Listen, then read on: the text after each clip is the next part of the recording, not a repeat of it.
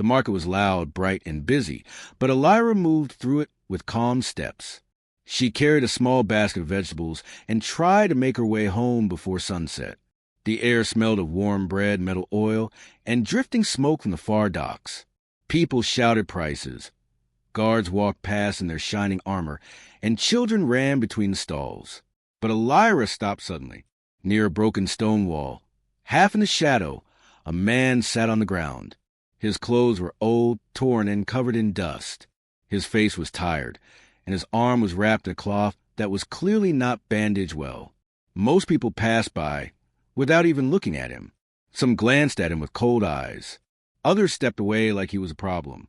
Elira felt something heavy in her chest. She could not just walk away. She moved closer and asked softly, "Are you hurt?" The man lifted his head. His eyes were strange, deep gold, like fire hidden under ash. For a moment she felt something powerful around him, but the feeling passed quickly. He lowered his gaze again, as if he didn't want attention. "I'm fine," he said in a quiet voice. "Just tired." His voice sounded controlled, almost too calm for someone in pain. But Elira saw the truth. His hand shook when he tried to move it. She placed her basket on the ground and knelt beside him. "Your arm needs real bandaging," she said. "This cloth is too loose." The man looked surprised. No one had stopped to help him before. Elira reached into her bag and pulled out clean fabric she usually kept for small emergencies. She began tying it around his arm with gentle hands. "You don't have to," he whispered. "I know," she replied, "but someone should." The market noise carried on around them, but for a moment it felt like a small, quiet space had formed between them. The man watched her work with a thoughtful expression. He studied her face like he was seeing something he had not expected. "Thank you," he said softly. A guard suddenly walked toward them. He frowned when he saw the beggar. "You again," the guard snapped. "Move along. You're blocking the walkway." Elira stood quickly and stepped between the guard and the injured man. "He's hurt," she said firmly. "He needs help, not shouting." The guard looked annoyed. "This is not your business." "It is now," Elira said. Her voice stayed calm but steady. "He's not hurting anyone. Let him rest." The guard stared at her for a moment, surprised that someone so simple-looking would talk back. Finally, he grumbled and walked away. Elira turned back to the man. He was watching her with a strange look, almost shocked. "Why did you do that?" he asked. "Because it was the right thing to do," she said simply. The man stared at his hand, touching the new bandage lightly. "People usually avoid me." "I don't avoid people," she smiled. "Everyone needs kindness sometimes." The man lowered his head again. "You don't know who I am." "Doesn't matter," she replied. "You're someone in need of help." He laughed a little, not a loud laugh, but one full of disbelief. He looked at her like she had just spoken a language he thought no human understood. "What is your name?" he asked. "Elira," she answered. He repeated it quietly, like he wanted to remember it. "Elira, thank you." She stood and picked up her basket. "You should rest somewhere safe. There's an empty spot behind the old tool shop. The roof leaks, but it's dry enough for now." "You trust me with a shelter?" he asked. "I trust that you won't use it for anything bad," she said. "And if you do, I'll know." He almost smiled. It felt like he had not smiled in a long time. Elira walked away, but she kept glancing back. The man watched her leave with thoughtful eyes. When she disappeared into the crowd, he slowly stood up. His movements were smoother than before, almost like he had been pretending to be weak. He looked toward the sky for a long moment. His golden eyes glowed brighter, reflecting the setting sun.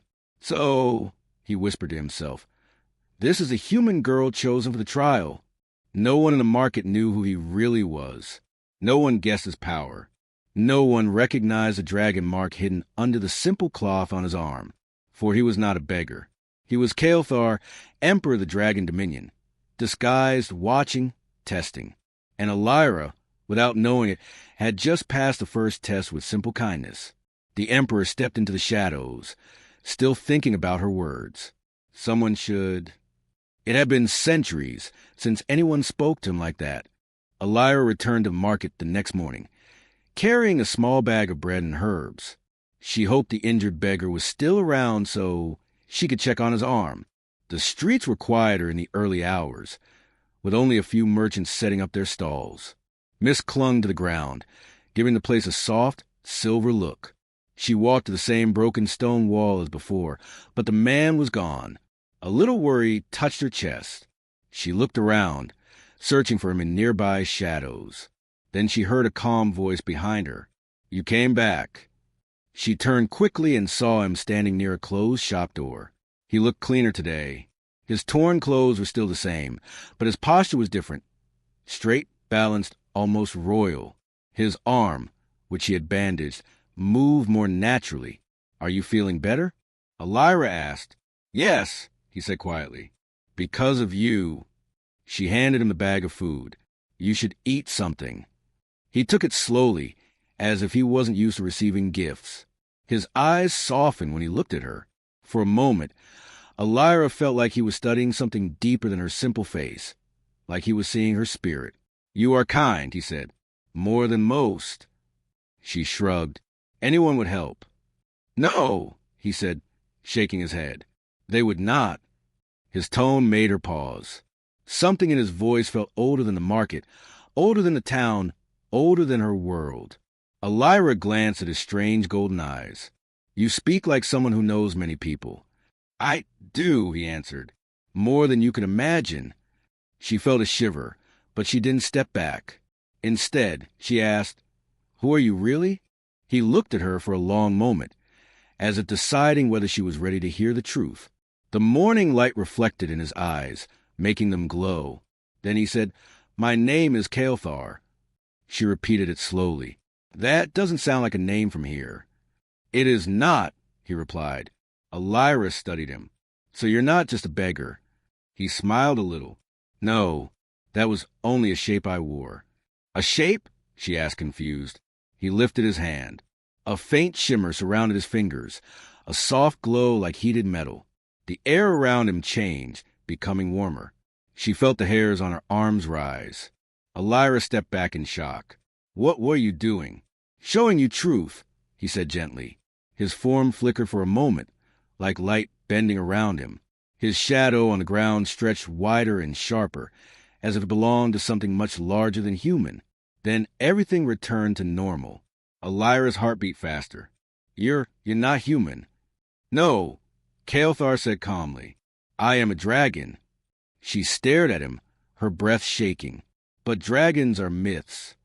"In your world," he said, "many truths hide inside myths." She touched her chest, trying to steady her breathing. "Why were you pretending to be a beggar?" "To learn about you," he said. "To see your heart without you knowing who I was." "Why me?" she asked. Kael'thar walked a little closer, slow and respectful. "Because I must choose a bride." Elira froze. "What? Why me?" "My council chose several names," he explained. "Humans who showed courage, compassion, and strength. But I chose to test you myself." She felt dizzy. This was too much. Far too much. "I don't understand. I'm just a girl from the lower market. I'm not royalty. I'm not powerful. I fix baskets and help old people. That's it." "And yet," Kael'thar said softly, "you stood between me and a guard you could not defeat. You gave help without asking who I was. You spoke with kindness even when afraid." Elira shook her head. "That doesn't make me fit to marry an emperor." He smiled. "Not yet, but your heart is strong. Stronger than you know." She looked away, trying to breathe. Something about him frightened her, not his form, but the weight of his world, his title, his expectations. "Elira," he said gently, "I am not asking you to accept anything today. I only want you to know the truth." She looked at him again. His golden eyes were steady, honest. There was no force in his voice, no command, only quiet respect. "What happens now?" she asked softly. "You may walk away," Kael'thar said, "or you may ask questions. Or," he paused, "you may allow me to show you my real world." Elira felt her fear slowly settle into curiosity. Something inside her whispered that her life had already changed the moment she stopped to help him yesterday. She lifted her chin. Then I choose to know more. Kael'thar smiled, not a small smile this time, but one full of warmth. Then I will reveal the second truth, he said, and show you the sky you have never seen. They walked away from the market together, step by step, toward a future she could not yet imagine. Elira stood at the edge of a floating platform high above the clouds. The wind was sharp and cold, and the sky stretched open like a silver sea. She still could not believe she was here, inside the hidden kingdom of dragons, walking beside Kael'thar, who was not just a dragon but the emperor of them all. He had brought her to his world quietly, guiding her through a gate of light that had opened in the forest. Since then, everything felt unreal. The towers, the moving bridges, the glowing stones, the dragons flying like shadows of storms. None of it felt like something a simple market girl should see. But Kael'thar believed she could. And now, she had to prove it. This is the first trial, he told her. It is not a test of strength, but of calm mind. Elira looked down at the thin pathway floating across the sky. It was narrow, swaying gently, and the drop beneath it looked endless. She swallowed nervously. "What if I fall?" she asked. "You will not," Kael'thar said. "I will not let you." That helped a little, but not enough. She took a deep breath and stepped onto the wobbling path. It moved under her weight, like a soft rope bridge. Her legs trembled and her heart raced. "Slow steps," he said from behind. "Trust the path." She walked forward, eyes fixed ahead, not daring to look down. The wind pushed her hair around her face, but she kept going. Halfway through, her foot slipped. She gasped, grabbing at the air. Instantly, a warm hand caught her wrist. Kael'thar had moved faster than thought. "I told you," he said gently. "I won't let you fall." With his help, she reached the other side. Her legs shook, but she stood tall. A group of dragon elders watched from afar, their faces unreadable.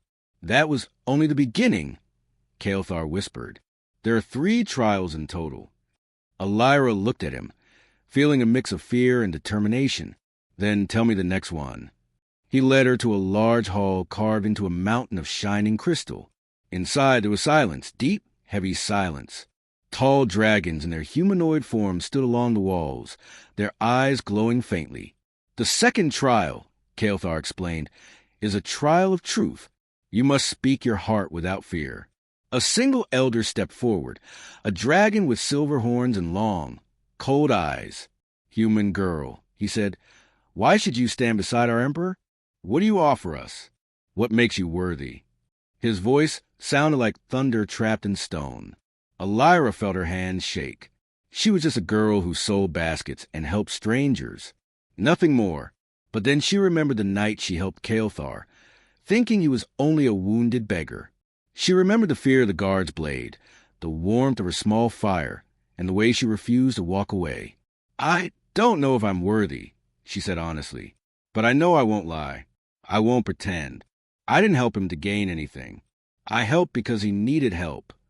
The hall was silent. She continued, "I don't know how to be an empress. I don't know your customs. But I know what is right and what is wrong. I know how to care. And I know how to stand up when someone is hurting." She took a slow breath. "If the emperor wants someone who is perfect, then I am not the one. But if he wants someone who can learn, who can help, and who is not afraid to try, then I can be that." Her voice trembled on the last words, but she didn't take them back. The elders watched her quietly. One of them nodded. "The girl speaks truth," he said. "Truth is stronger than pride." Kael'thar's eyes were warm when he looked at her. "You pass." Elira let out a breath of relief. "The third trial," he said softly, "is the most important. It is not for the council. It is for me." She blinked. "For you?" Kael'thar stepped closer, his golden eyes glowing faintly.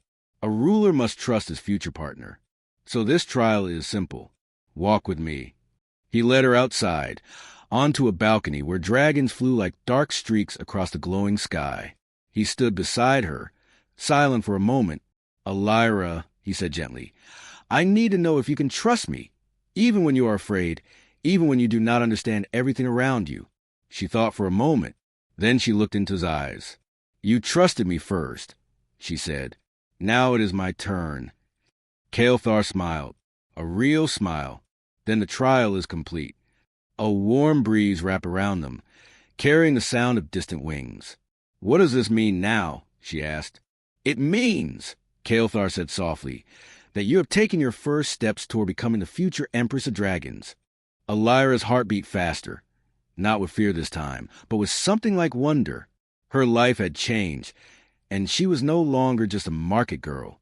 She was someone chosen by the Emperor himself, and her story was only beginning. Aaron led Leora deep into mountain, farther than any human had ever walked. The air around them grew warm, almost alive, as if something inside the stone was breathing. Leora felt her heart beat faster. She had passed many tests already, but she knew this moment was different. Aaron was quiet, too quiet, and that silence fell heavy. They reached a wide cave glowing with gold light. The walls were covered in moving symbols, shining like fire trapped inside crystal.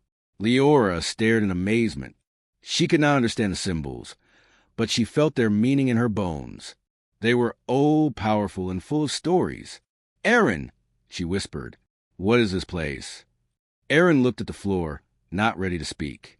He had shown her strength, danger, storms, and trials, but he had not shown her this, the truth, the part of himself he hid from everyone. "This," he finally said, "is where my real life began." Leora turned to him slowly. His voice sounded different, deeper, heavier, as if two voices spoke at once. A soft glow formed around his hands, then around his eyes. Leora took a step back. She was not afraid, but she felt something powerful rising around him. "Aaron," she whispered again, "what are you?" He smiled sadly. "Not what you think. Not only an emperor." The ground trembled lightly, and dust fell from the cave ceiling. Leora looked around, but Aaron did not move. His eyes were now glowing gold. "I was born as a dragon," he said, "not in human form. A real dragon, a sky emperor." Leora gasped. She had heard stories since childhood. Stories of ancient dragons who ruled the skies, guided kingdoms, and protected worlds. But she thought they were myths. "You," she breathed. "You are one of them?" Aaron nodded. "The last of my kind. My people ruled the skies for thousands of years.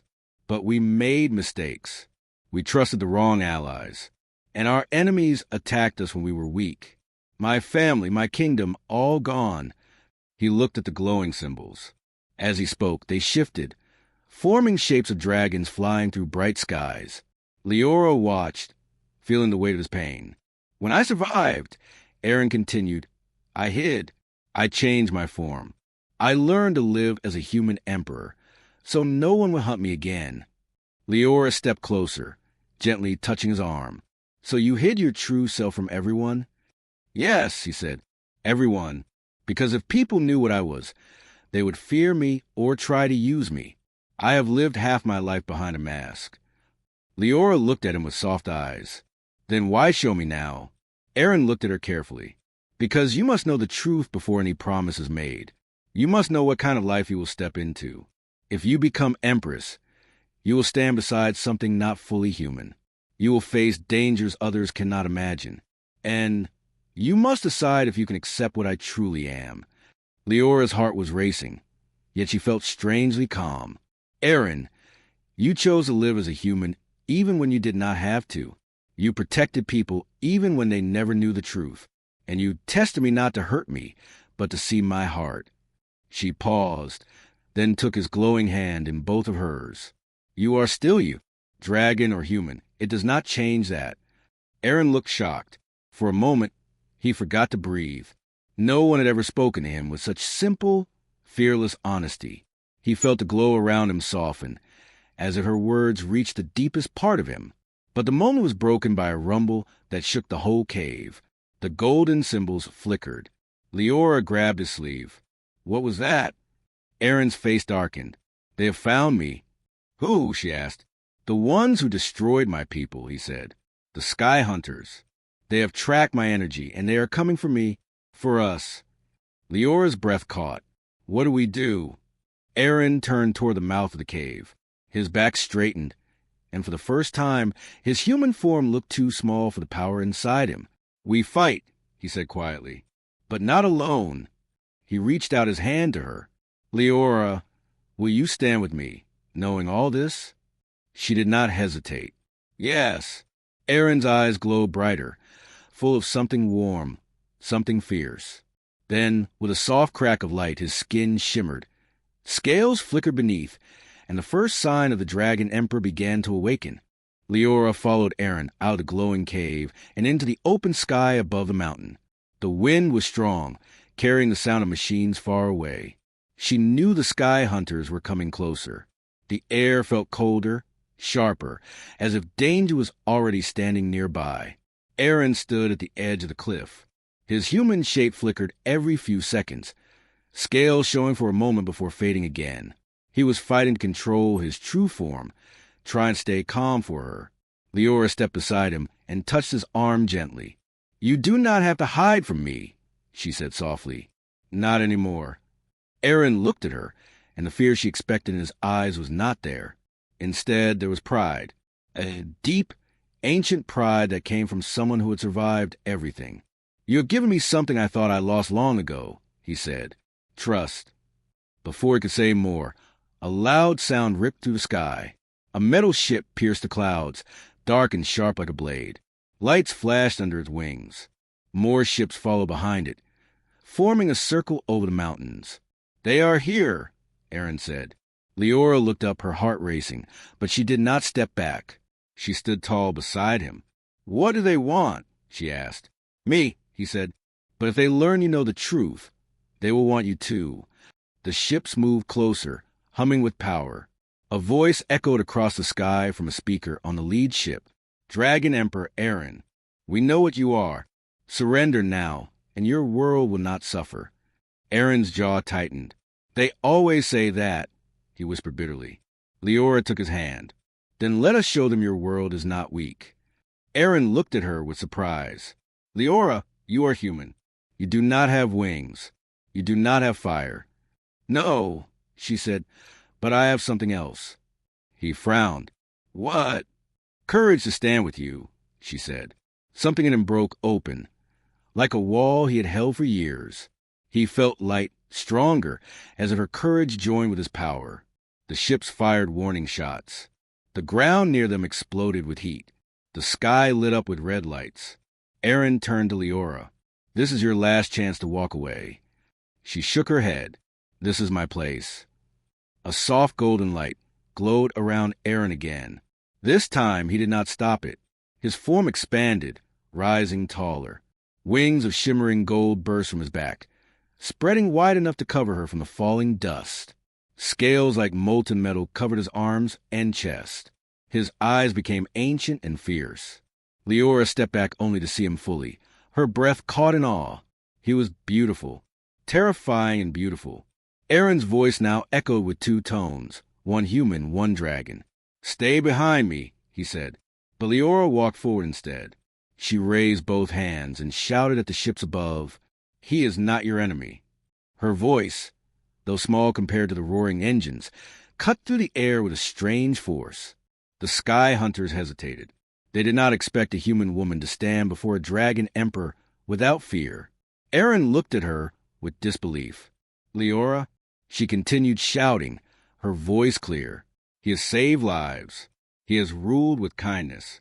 He has hidden because of you, not because he is a threat." The ships did not lower their weapons, but their formation shifted slightly. They were listening now.